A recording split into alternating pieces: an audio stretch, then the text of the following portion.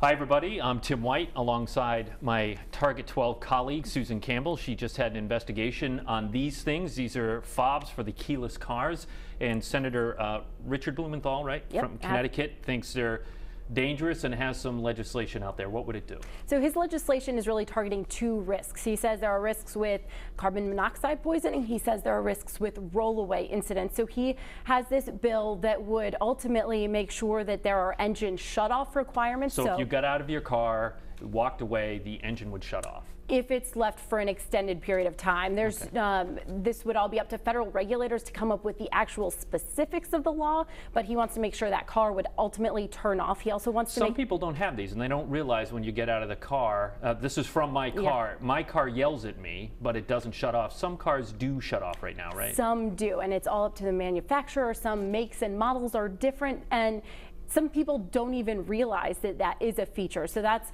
the whole goal of this, is to just tailor it so consumers are all facing the same set of circumstances. Well, you always know when you have an interesting topic, when people are commenting on Facebook before your story even airs, which is what happened here. They saw your spot on the air telling people when to watch it, and there were some comments on Facebook. We got a ton of comments. I wanted to actually read you a couple. One said, absolutely need safety feature. I have left my running a few times outside, but not in the garage so far, thank goodness. Another viewer told us that there was no problem with this. Manufacturers are not responsible for people forgetting to shut a car off. And then we also had some people telling us, my car makes a horn noise, just like you mentioned, Tim, if I walk away from it running with the key fob, so I can't forget. That's one of the things that I actually talked about with safety experts. They said, yes, some of these vehicles do make that beep, but what if you're in a loud place? What if you're in a loud parking lot? What if you're next to traffic? And look, cars will beep at you for different reasons. Full disclosure, I did this. I left my car running in the parking lot of Channel 12. I was absent-minded. Sometimes when you shut your car door, it'll yell at you to say, hey, I couldn't detect to lock it, which is, what I thought that was, but it was telling me that the engine was running. Right. So, look, and we took a quick poll in the newsroom, and a lot of people who do have keyless cars have experienced the same thing.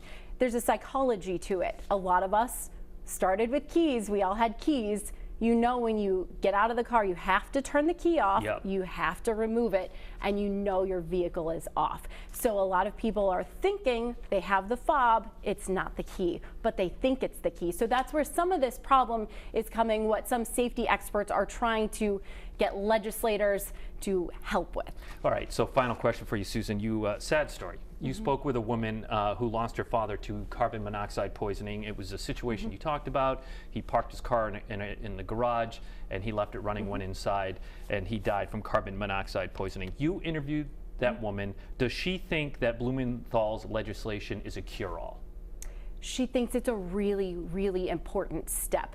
But obviously she wants to share this story because the awareness is important to her. She knows that even if this legislation does pass and this becomes the law, there are still people who are going to have cars that aren't under these set of circumstances. So because the law wouldn't be retroactive. It's not retroactive. So she wants to make sure that this is just something people are thinking about. It's something that's always on the top of her mind. She actually has a keyless car. She couldn't find a car she wanted without the keyless ignition. And it was a really hard decision for her to make that choice to buy that car, but she's super conscious of it and just wants to make sure other consumers are always thinking about it just as much as she is. Susan Campbell, thanks so much for breaking all of that down.